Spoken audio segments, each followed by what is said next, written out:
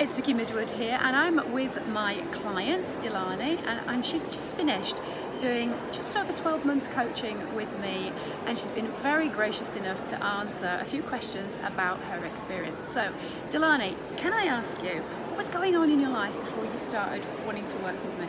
I suppose I was really stressed out at the time, and I was putting on a lot of weight. I put on almost over a stone of weight at the time, and I was thinking it's because I wasn't working out hard enough, and I was, it was mainly just the real stress. And then I had some personal issues like having a break-in and stuff like that, which was kind of adding into the stress. Yeah. So first I approached Vicky to wanting to do personal training. Funnily, because I just thought that's what I needed to do. But yeah, that's kind of how it started. Yeah. So what led you to wanting to work with me? I suppose it's because I did a class with you at Hendon, and I again, this is going to the fact that I thought that you were that the working out part is the more important part.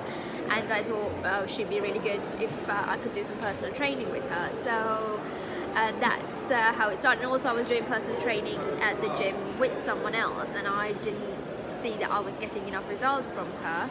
And I realised I was getting better results when I was doing Vicky's fitness class. So I just thought that's how I was introduced to you.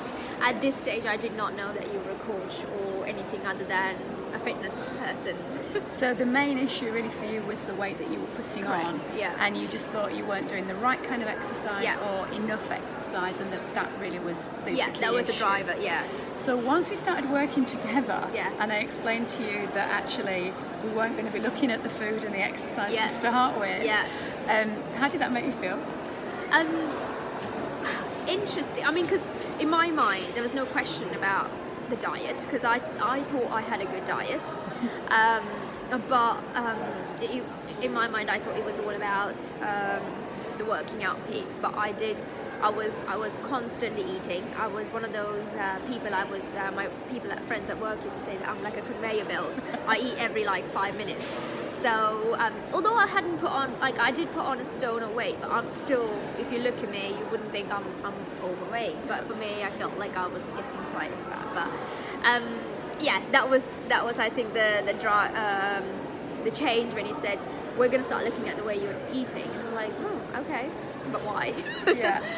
And we also kind of looked at your lifestyle and your Correct. sleep and the job that you had. Yes. Which was incredibly stressful. Yes. So what surprised you the most when we started working together? Well, it's a combination of the food side, which I had no idea. I had never read a label before when we started working together. I did not know what nutrition is in terms of. I didn't know what macronutrients are, and I mean I knew that what you learn in school and all that kind of stuff, but that's kind of where it stopped. You never look at something and go, what am I eating? And then the sleep part, I used to be constantly waking up in the middle of the night and never got a quality long 8 hours of sleep. But that was mostly about when I worked with you. The surprise was that what you told me was the fact that it's the messages that you give to your brain, which I had no idea all this time that I was kind of telling it to wake up all the time. So it's the language part was quite powerful. Yeah. Also the nutrition part. So, and we looked at, for you, the anxiety and the trauma as well that you'd gone through from being broken into. Yeah. And we did some EFT as well, didn't we? Yeah, which was really quite helpful. Yes. So what do you think overall, because we took our journey quite slowly. Yeah.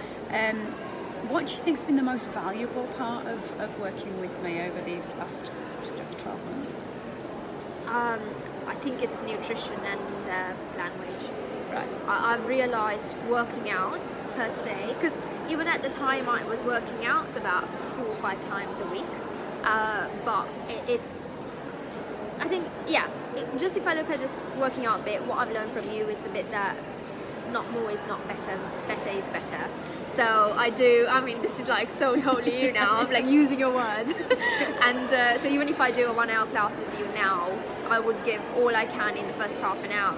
And then even if I don't do a lot in the next half an hour, I know my body's got the benefits from it. Yeah. So that was a big thing in terms of nutrition. I mean, I'll definitely take that with me to my grave now.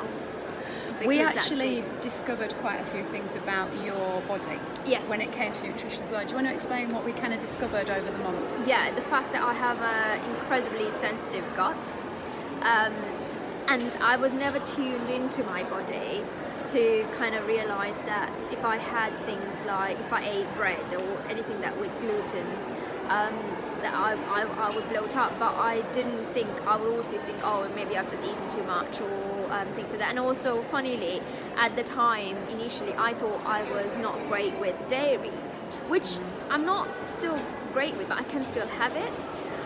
It's the gluten that I'm not really good at, or not good at all actually. I mean, I have a small, now I know I have a small slice of bread and my stomach starts to hurt, but it's because I'm more tuned into it. And also realize that I can eat cheese and mozzarella and all that kind of stuff, which has been, you know, revolutionary because I love it.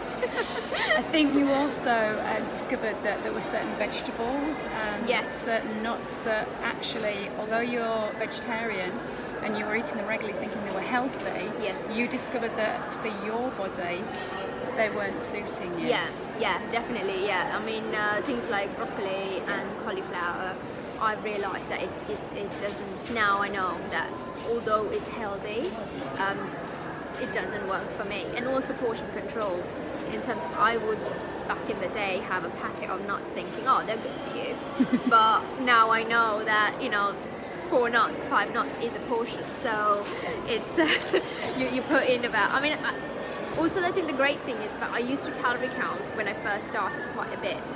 Now I don't do that anymore because I know when I'm full and I stop. And I've learned, like, you don't have to finish a meal. And that's been quite important to me because, you know, growing up I've always been told that you've got to finish what's on your plate. Yeah, but now I serve myself less as well. So portion control has been a big thing I've learned. I think another thing that has been quite revolutionary for you has been this idea that you have to eat 3 meals a day. Yes. And when I said to Dilani, it's okay if you miss a meal, that was kind of that was something big. that was big. And explain how that's actually really helped you, particularly over the latter few months of our time together. I mean, if we go through a journey, it's if we when we started working together, probably a year and a bit ago. Yeah. And I was eating every hour basically. That got taken down into having proper 3 meals, and then taking that down, and then it would be, if you're not hungry, don't eat. Yeah. That was quite a big thing for me because I've always been told as you know, all my life basically, if you don't eat the right meals and if you don't keep feeding your body, your metabolism could go down and stuff like that. And I've now learned that the body doesn't work like that, and the body doesn't work on a 24-hour clock. So I've learned to vary my food intake based on around my cycle really. Because that's quite big for me because of all the sensitivities that I have, and also being vegetarian and all that kind of stuff. I've learned that there are different times in the month that I can eat more, and different times in the month that I'm just not hungry. And that's when the intermittent fasting came in, and especially towards the latter, probably over the last 4 months. I would say.